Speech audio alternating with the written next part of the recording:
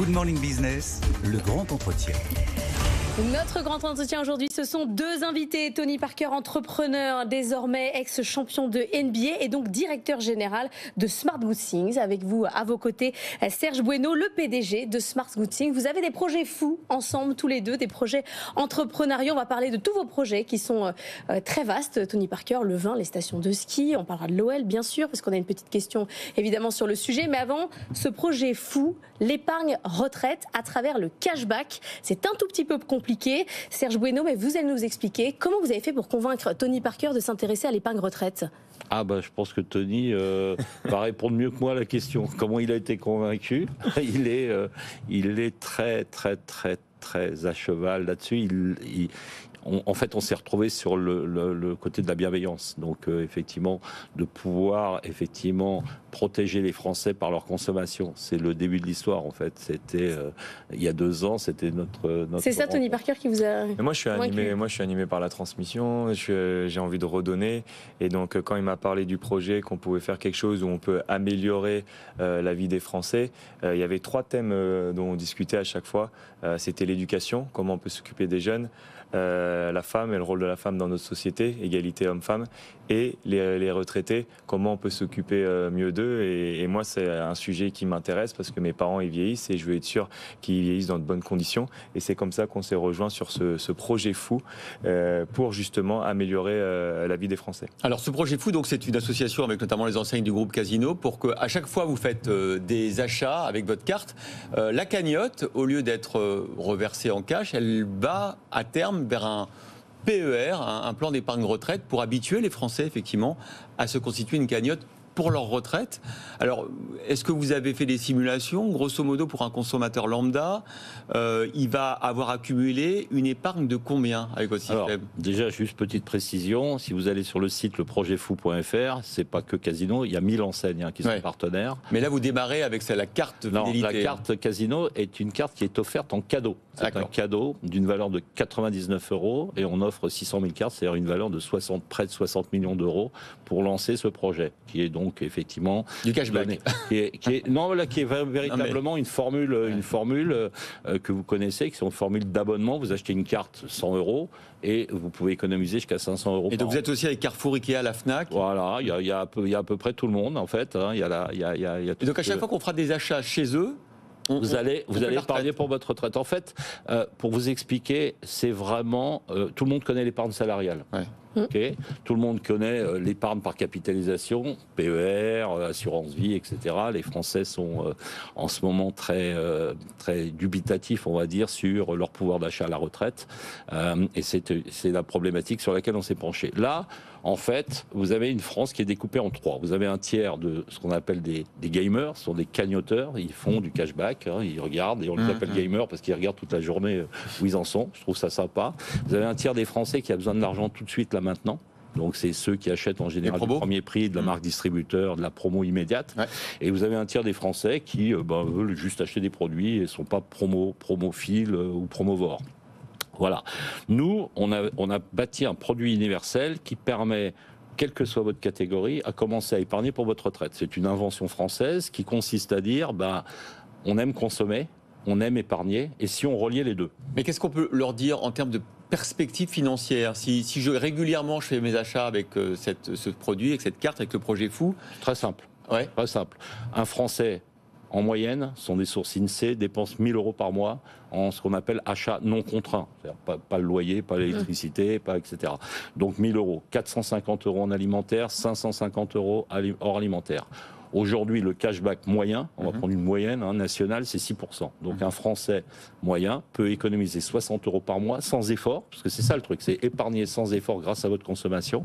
Donc 60 € par mois, faites le calcul. 700 € par an. 720 € par an, pendant 40 ans si vous commencez à 20 ans. Ouais. Placé à 6 ou 7%, vous allez bien rigoler quand vous allez... Vous avez réinventé le fonds de pension, quoi. On a inventé un fonds de pension à la française, qui est un fonds de consommation. C'est-à-dire, moi, la question que je me suis posée d'origine il y a 20 ans, ça remonte il y a 20 ans cette histoire, c'était de dire, non, mais toute ma vie, je vais acheter des produits, Danone, Nestlé, qui vous voulez, dans une enseigne A, B ou C, Intermarché, Casino, et en fait, finalement, on ne me demande pas mon avis. Je veux dire, on ne fait rien pour moi, à part me donner une promo de temps en temps. Et je me suis dit, mais pourquoi je ne suis pas actionnaire de ces boîtes? L'idée, elle est partie comme ça, en disant, finalement, chaque fois que j'achète un produit, pourquoi on ne me donne pas des actions? Et donc, c'est de cette idée, d'il y a 20 ans, complètement folle, qu'on en a monté le projet fou. Alors, le projet fou n'est que le nom du mouvement, parce que c'est tout sauf fou. C'est les Français. C'est du marketing. C'est les Français qui l'ont appelé. Les Français, ce sont les Français. Vous savez, le marketing consiste à écouter les autres, pas soi-même. Les Français vous disent, mais c'est complètement dément, dingo, d'avoir pensé à faire capitaliser ma consommation, mes remises, me les mettre dans un compte et de me faire il y a quelqu'un m'a dit, en fait, vous faites monter la France d'en bas en haut. Et je trouve que c'est vrai, on fait monter la France d'en bas en haut. Tony Parker, dans Smart Good Things, vous êtes le directeur général délégué. Smart Good Things, ça fait plein de choses différentes. Ça fait de l'économie bienveillante. Alors moi, je ne sais pas exactement ce que c'est que l'économie bienveillante. Vous gagnez quand même de l'argent, c'est une entreprise, ce n'est pas une association. Qu'est-ce que vous mettez derrière ce terme? Vous faites de la nutrition. En fait, c'est dès que vous avez une bonne idée, ça va dans Smart Good Things. C'est quoi votre idée de l'économie? À la base, ça avait commencé avec la BevTech. Et moi, quand je pense à économie bienveillante, c'est avoir un impact sur notre société. Par rapport à la BevTech, on reversait 25% de notre chiffre d'affaires aux 3 causes que je vous ai expliquées juste avant. Le rôle de la femme, l'éducation, les aînés. Et donc moi, c'est comme ça que je vois l'économie bienveillante, c'est de faire du bien. C'est reverser une partie des bénéfices. Oui, et de faire du bien autour de nous et de faire des projets qui peuvent avoir un impact. Et donc là, Smart Good Retraite, c'est exactement ça. Alors Tony Parker, il y a plein d'autres projets dans votre nouvelle vie d'entrepreneur. Après celle de basketteur, vous avez investi dans le vin, vous avez investi dans une station de sport d'hiver, vous faites de la promotion immobilière. D'ailleurs, tiens, parenthèse, pas trop compliqué de faire la promotion immobilière aujourd'hui avec des taux d'intérêt qui se sont envolés? Justement, on a une solution qui s'appelle BRICS. On a levé 1 million d'euros là il y a, je sais pas, c'était la semaine dernière. En une journée, non?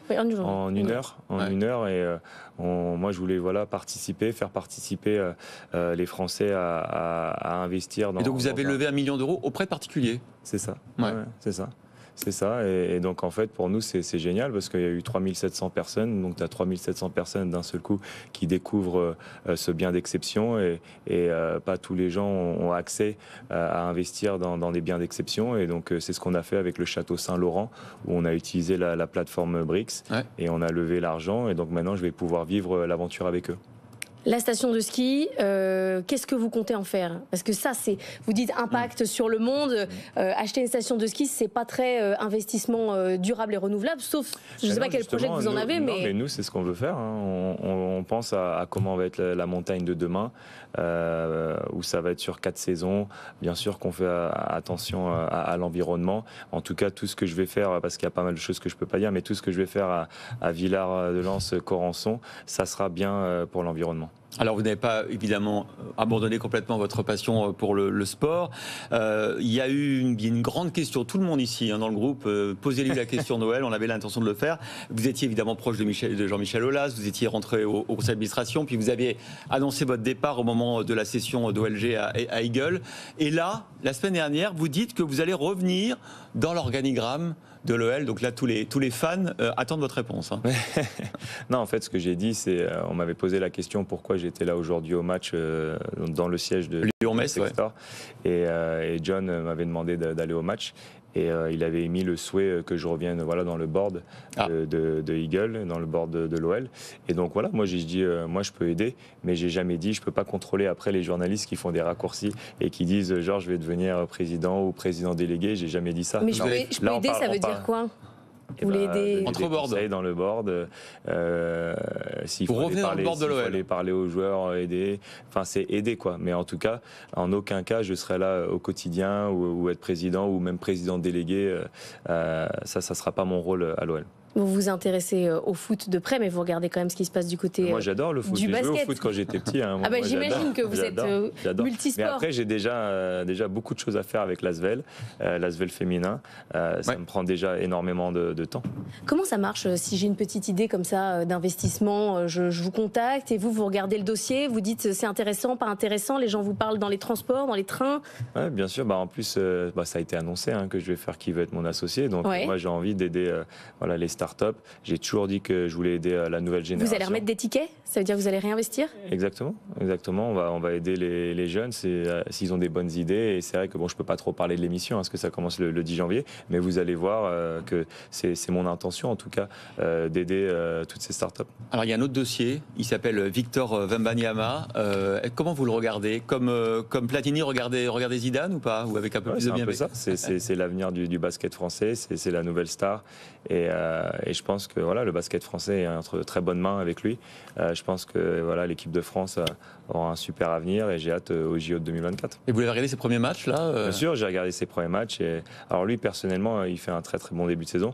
Après, l'équipe, c'est un peu plus difficile, mais bon, il a une équipe jeune autour de lui. Ça va prendre du temps avant qu'il ait une équipe qui puisse gagner des matchs régulièrement.